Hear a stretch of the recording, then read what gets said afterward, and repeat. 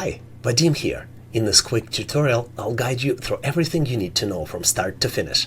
In this video, you'll learn how to use Visio as a powerful diagramming tool for everyday work tasks. We'll cover Visio user interface, how to build flowchart and floor plan diagrams quickly, and I'll share with you tips and tricks on how to use the tools the most efficient way. Coming up on online training for everyone.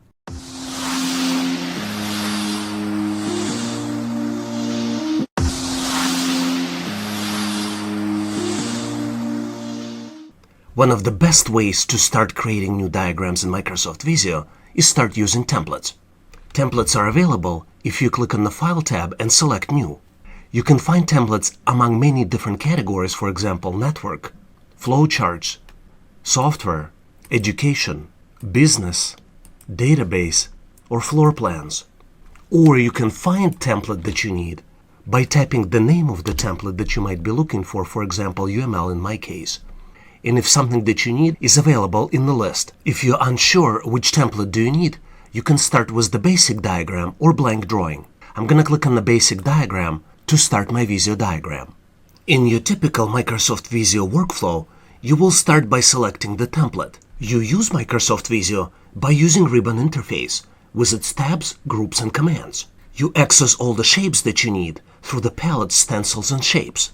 To start creating the diagram, you just drag the shape into the diagram, and from here you can do multiple things. You can double-click on the shape and add a title to the shape. You can access additional features of the shape by using right mouse click, and as you can see, you can cut, copy, and paste the shapes. You can change features of the font, or you can access shape properties. Most of the commands you need to use Visio are located on the Home tab.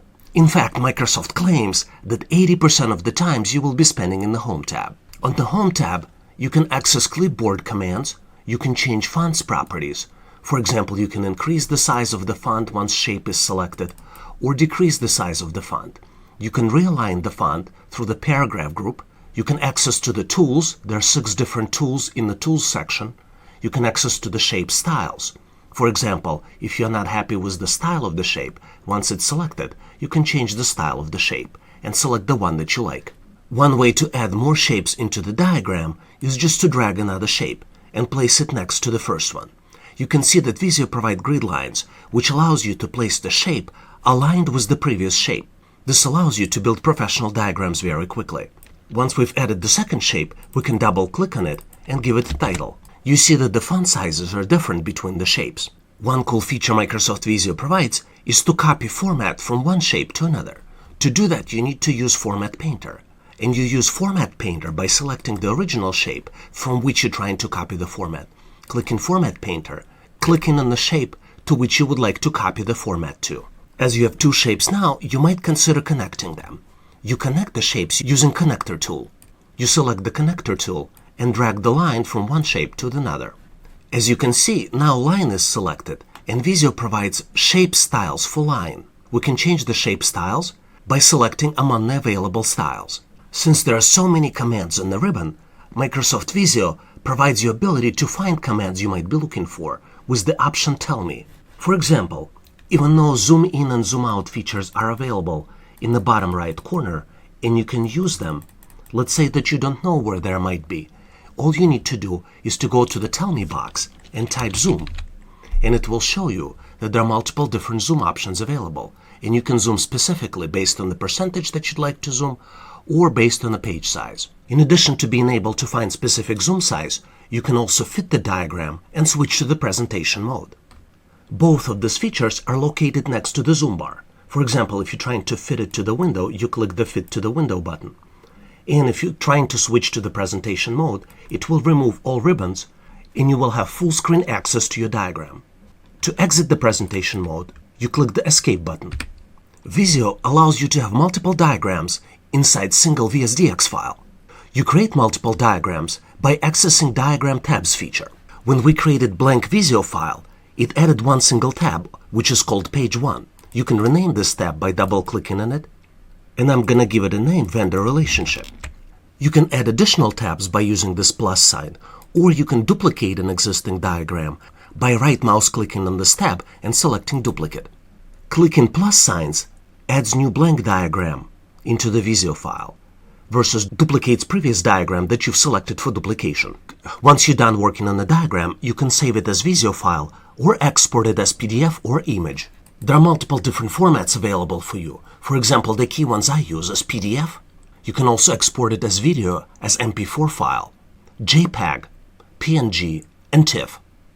The easiest way to start building swim lane diagram in Microsoft Visio is to find swim lane template. Template comes with the title area as well as the two swim lanes. To assign your own title to the diagram based on what you're trying to build, you double-click on the title and type the new name.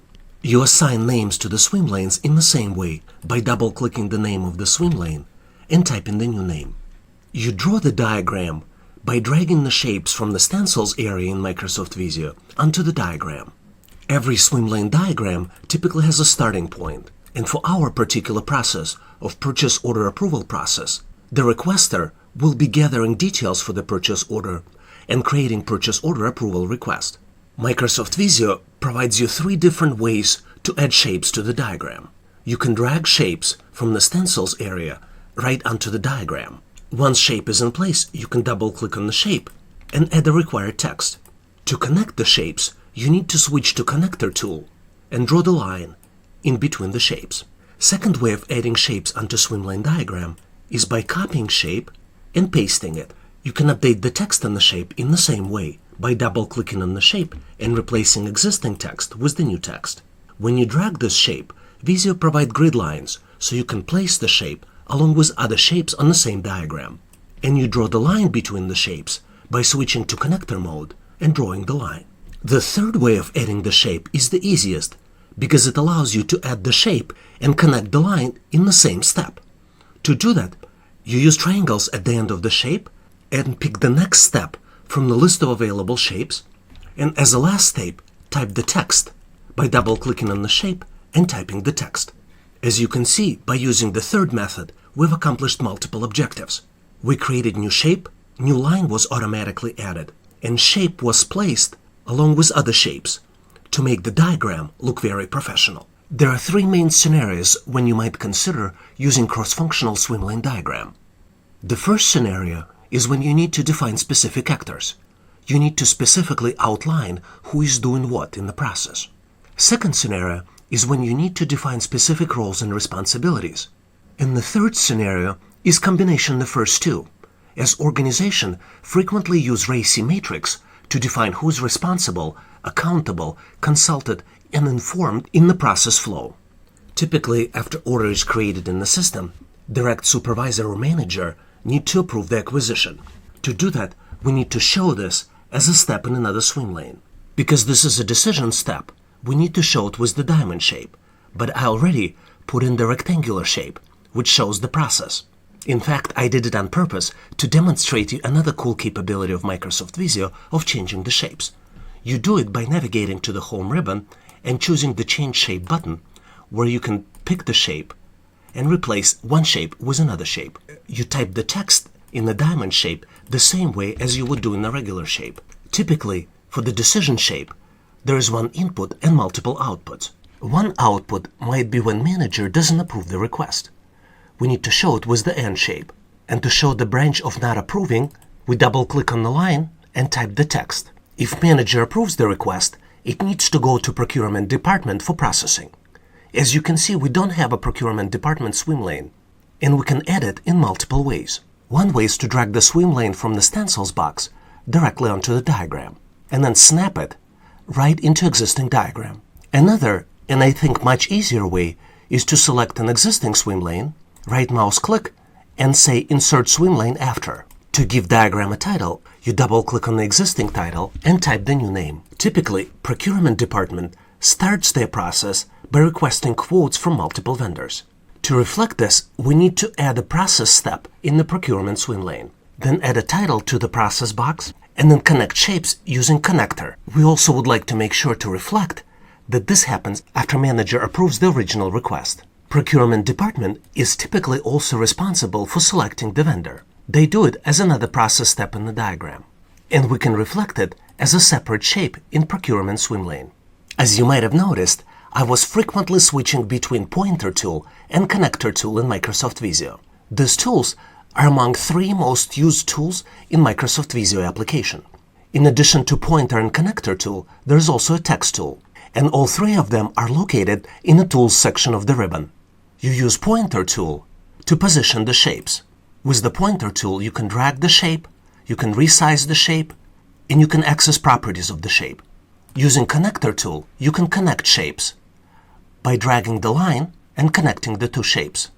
You need to switch back to the Pointer tool to delete the line, and you delete the line by selecting the line and clicking Cut, or using Delete button on the keyboard. The Text tool allows you to bring in text into the diagram. When you select the Text tool, you position the cursor and you start typing. To delete the text, you need to switch back to the Pointer tool. Select the text and either use Cut or Delete button on the keyboard. Once vendor is selected, Procurement Department is also responsible to update original order with how they've made a decision and which vendors they have contacted. And as a next step, they are in charge to request approval from CFO, Chief Financial Officer. I want to pinpoint that what just happened is very cool. We've added a shape that originally didn't fit into the diagram, but Microsoft Visio expanded swim lanes automatically to fit the shape, and it will continue to do it as you add additional shapes. We do have additional swim lane for CFO, Chief Financial Officer, but we do not have it named correctly. So we need to go back and give it the right name. If you are like me and trying to avoid usage of the acronyms, you might want to consider adding the full name of the Chief Financial Officer right into the swim lane. After receiving the purchase order with all the required information, Chief Financial Officer needs to make a decision whether this is the right thing to do for the organization to acquire these goods or services. If Chief Financial Officer decides not to proceed with this acquisition, the process ends. But if CFO decides to proceed, it goes back to the procurement team, and procurement team sends details of the purchase order to the vendor. What's interesting, when I expanded to the next step using embedded features of the Visio, it created a box in CFO swim lane. But this process step is not done by CFO, but rather is done by procurement team. To reflect that, we just need to drag the shape and place it right in the procurement swim lane. We can also change the way arrow is connected. Instead of connecting from the left, we can connect the arrow from the bottom. I did this by dragging the end of the arrow from one spot to another. We also might want to reflect that this step happens only if CFO approves original purchase order. Next step in the process goes back to the original requester, where requester needs to work with the vendor to receive goods or services. By default, box was added into the manager swim lane, but we need to drag the box back into the requester swim lane and position it along the grid lines Microsoft Visio provides. This step concludes the process, which should be reflected by the and symbol in the swim lane diagram. Diagram we have developed looks okay, but kind of plain. We can do a few things to make it look more professional and better meet our needs. One thing I would recommend you do first is to navigate to Design tab and try different design themes. Microsoft Visio provides a lot of different design themes, and you can pick based on your company's logo or based on some other criteria that are important to you. I like this theme, which is called linear, but your preferences obviously might be different. Once you select the theme, you can pick the variant based off of the theme. Variant leaves the fonts, sizes, main ideas of the theme in place, but allows you to pick different colors. I like the second variant as it provides calmer colors. Few things I'd like to pinpoint as we change the theme. For example, you see that the start shape, as well as diamonds for the decision making, got painted in a different color. I believe this is a good thing because it highlights the importance of the start and end points, as well as it highlights the importance of the decision-making diamonds. In addition to changing the theme, Visio provides you a quick opportunity to change the background. You can upload your own image or select from the pre-built images for the background. You might have noticed that because we're using cross-functional flowchart template from Microsoft, Visio added an additional tab which is specific to just this particular type of diagram. If you navigate to this tab, you can do a lot of different things. For example, you can show or hide separators in between the diagram and the swim lanes. You can show or hide title bar. You can choose different styles for your diagram, specific to swim lane type diagram. You can also arrange your shapes differently by changing the margins on the diagram. You can also change the direction of the flow with one click, from left to right to left. And you can also change the orientation of the diagram from horizontal to vertical with just one click. I'm going to stick with the original type of diagram and just click the undo button. There are also some additional options available to insert swim lane, separators, or new page, and I would recommend you explore them on your own. There are multiple floor plan diagram templates available in Microsoft Visio. If you type floor plan into the search bar, you see office layout, home plan, floor plan, and a lot of other diagram types. The good thing about selecting office layout or home plan layout templates is that it allows you not just to design floor plan, but also add furniture onto your floor plan diagram. For example, in office layout template, you will end up with multiple stencils. You will see walls, doors, and windows stencil, as well as stencils for office furniture and office equipment. The easiest way to start building floor plan diagram is to just drag the shape right onto the diagram. Visio provides room shapes, where you can drag the entire room into the diagram.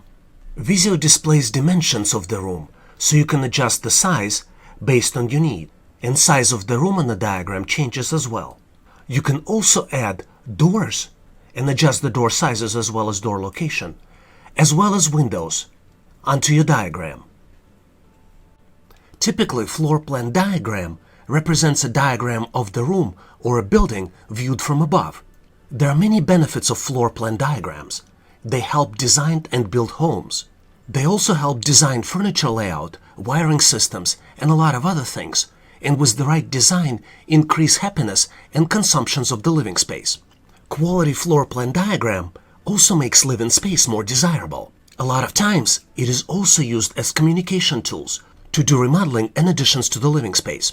And last but not least, it is an extremely valuable tool for real estate agents and leasing companies to help sell or rent out living space, because it provides communications to buyers and sellers, as well as the measurements of the living space. Each object on the diagram allows you to access additional properties for this particular object. For example, there are 4 objects in this particular diagram. There is a room object, which if you do a right mouse click, allows you to access properties for this room. This is useful because if you're trying to set specific dimensions for the room, you have ability to set widths and lengths for the room right here in this dialog box.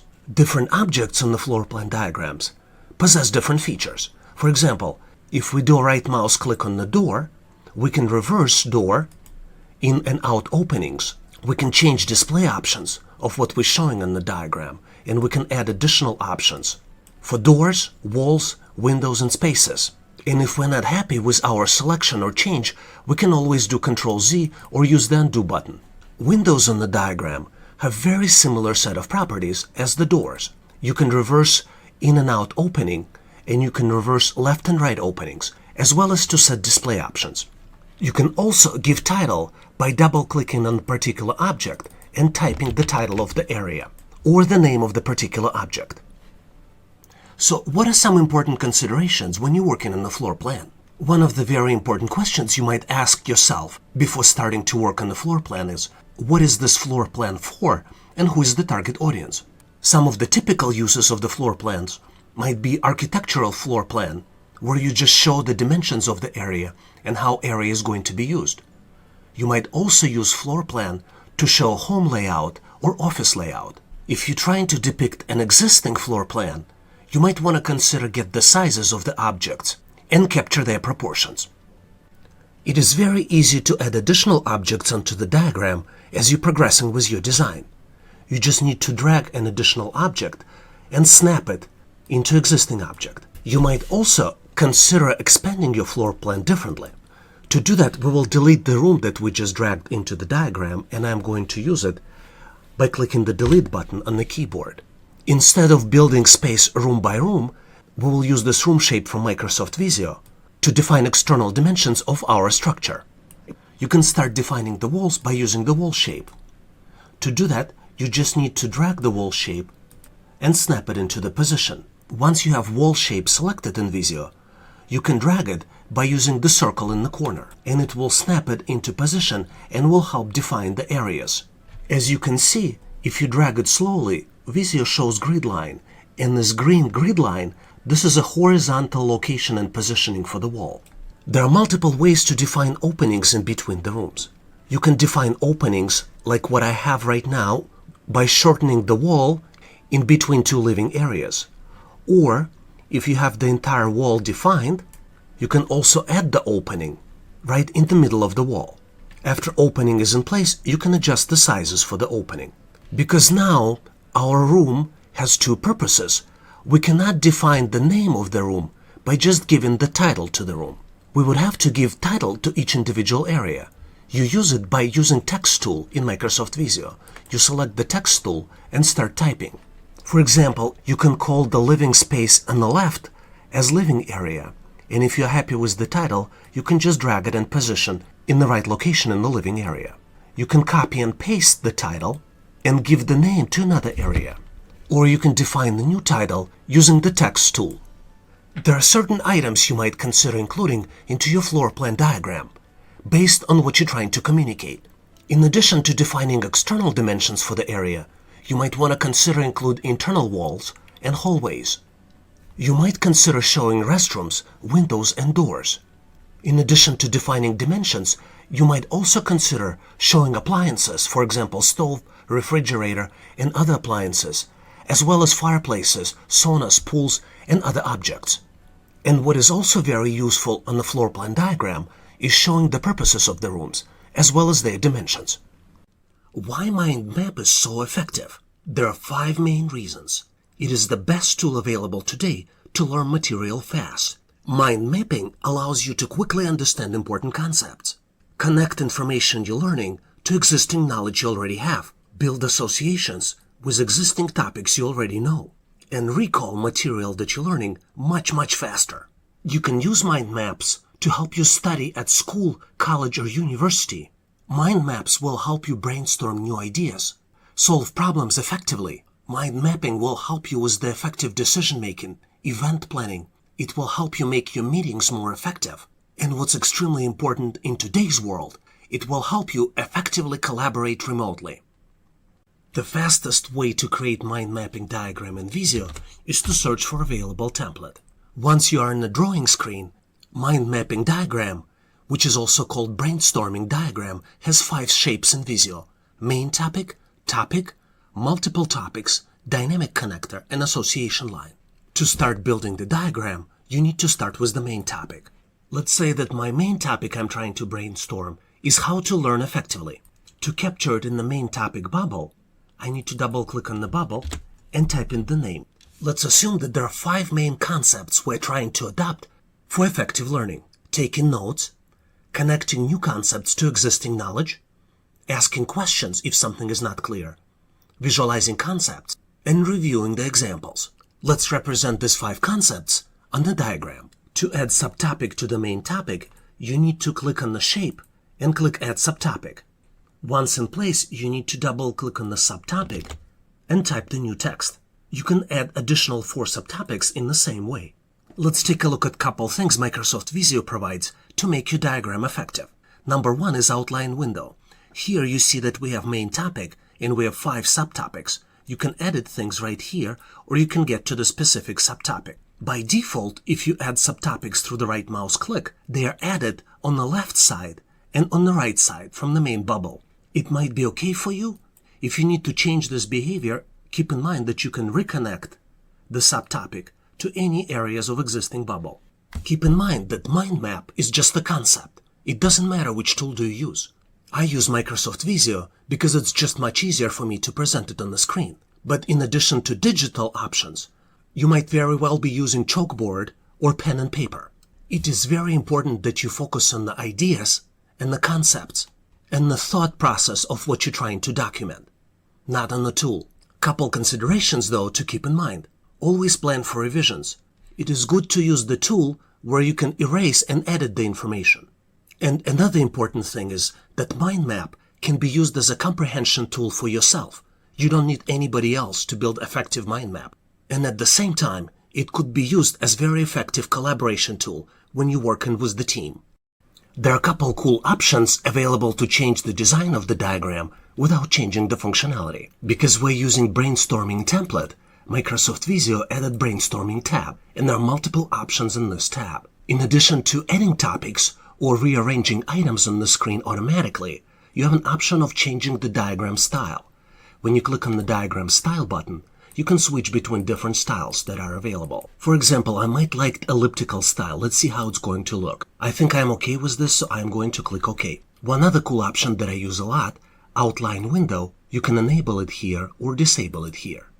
In an outline window, you can see the entire structure of the diagram by just expanding and going through the tree. After changing the design, some of the text no longer fits into the box. So what you can do, you can either expand the box, or in my case, I'd like to keep the boxes the same. Or in this case, it's not boxes, it's ovals. I'm typically just changing the length of the text and reducing the text. For example, instead of connect to existing knowledge, I'll just leave existing knowledge. And here, instead of visualize concept, I can maybe have it on a different line if I really want to keep both, or I can just leave the word visualize. Other features that might help you improve appeal of the diagram are available in the Design tab. Here you have multiple themes, and you can go through the themes and see how your diagram will look with the different theme. Let's say that you picked the theme, and now you have access to variants. Variants will keep all elements of the theme, but will allow just to change the colors. You can also change the background of the diagram by picking particular background that you might like, or uploading your own image for the background. I'm going to do undo and leave the background white because it's easier to see on the screen. And last but not least is adding some borders and titles. If you're doing a formal diagram, maybe for your project, or trying to do additional information, maybe like copyright or something else on your diagram, good idea might be to introduce the border, pick the color that match, in this case colors do not match, and then include the date information, include title of the diagram, include author, and include copyright. I'm going to undo this step as well and show you one last feature that you can take advantage of, which is re-layout of the diagram. Visio allows you to automatically change the layouts based on the different styles, so you can pick something that best matches your needs. One of the main reasons mind mapping diagram is so effective is because it comes natively to our brain. The way neurons fire in our brain matches precisely how things are built in a mind mapping diagram. Even though our brain contains 100 billion neurons and support cells, it works best to create and connect ideas and thoughts and not to store them. Similar to the way items represented on the mind mapping diagram, our brain activates and fires neurons to connect the ideas and recall the information. For example, when you start thinking, how can I learn more effectively, you might recall the fragment from this video, which would say that one of the ways to do it is using existing knowledge. Then you would ask yourself a question: how would I connect new information to something that I already know? And your answer might be, maybe I should research the topic, maybe I should pre-read something before the meeting or before the lecture, or maybe I can do Google search to learn more so I can easily connect information to what I already know. Have you ever wondered how somebody could memorize the deck of cards, specifically the order of the cards in the deck, and then recall it one by one by one by one? Let me open you the biggest secret of all. These people do not have any special abilities. They do not have a bigger brain, and you can do it also. The most popular way to memorize something and recall it on demand when you need it is to connect the information to something you already know. One of the most popular techniques these people use is called housewalk. And guess what? It looks precisely as a mind map diagram. This is how it works. Everybody lives somewhere, and wherever you live, you might have house entrance, living room, family room, or bedroom, or some variations of those. First, you build a path of how you're going to walk through the house. You enter through the entrance, then you go to the living room, then you go to the family room, and then you go to the bedroom. Let's say that you're trying to memorize 6 of diamonds and associate it with the front entrance. To build strong association, it has to be something unusual and something very weird. Something that doesn't exist in the real world. This way our brain will remember it. For example, can you imagine your entire front door as 6 of diamonds, with the door handle right where it should be? Or can you imagine the door with 6 diamond rings hanging right in front of you? The more weird and the more unusual it is, the better chances you have for your brain to remember it. Going back to our original example, The people that can memorize hundreds of cards or hundreds of names do not have any special abilities. All of this is the trained ability. They just trained themselves to create better associations, to better connect the new information to something that they already know. And through repetition, they achieved mastery here and can surprise millions of people that maybe don't practice this every day. Same way they use the simple techniques to accomplish extraordinary results, you can use mind maps to accomplish your goals. There are unlimited examples of where you can use mind maps, but some of the most common ones are you can use it to study to learn more effectively, to brainstorm new ideas, to solve problems, to help with your decision-making process, to do event planning, to make meetings more effective, and to collaborate remotely. One of the coolest things about mind map is that you can keep expanding the levels of it until you find all the answers or come to the solutions. For example, when you were doing initial brainstorming, you might have come up with 5 different ideas of how to learn more effectively as a student. You can take notes, you connect new information to existing knowledge, you can ask questions, you can visualize concepts, you can review and process the examples. Let's look at how can we take this information to the next level. For example, to take more effective notes, you can use OneNote application, and you can also review your notes more regularly. You can also do a couple things to connect new knowledge to something you already know. For example, you can research the topic before the lecture. You can also pre-read the book chapter, and you can also do online Google search on the topic. What's interesting is that online Google search and pre-reading of the book chapter could be variations of the research topic before lecture. It doesn't matter where you put them, as long as you capture the idea on the mind map and also follow the process. You can also improve your learning by asking additional questions. For example, you can collaborate with other students, or you can join the professor or teaching assistant with your questions during their office hours. Another way to learn effectively is to visualize the concepts that you're studying. You can do it better by adding pictures and diagrams right into your note. Another idea might be for you to become a tutor and explain the concept and topic to somebody else, and draw the pictures and diagrams for these people to help them understand what's going on. And last but not least way of improving your knowledge is constantly looking for the examples. For example, what I like to do, I constantly ask myself question, how is this useful? Can it be used in my life? How other people are using this knowledge? Can I learn something from them? And what are the practical examples of implementing this concept as something useful in the real world? We did 2 levels of mind mapping in this diagram from the main topic. Do you know any other ways how it could be improved and extended? Could you please share your comments and thoughts in the comment section of this video? If you found this content helpful, don't forget to like, share, and subscribe to Online Training for Everyone. Have a great day.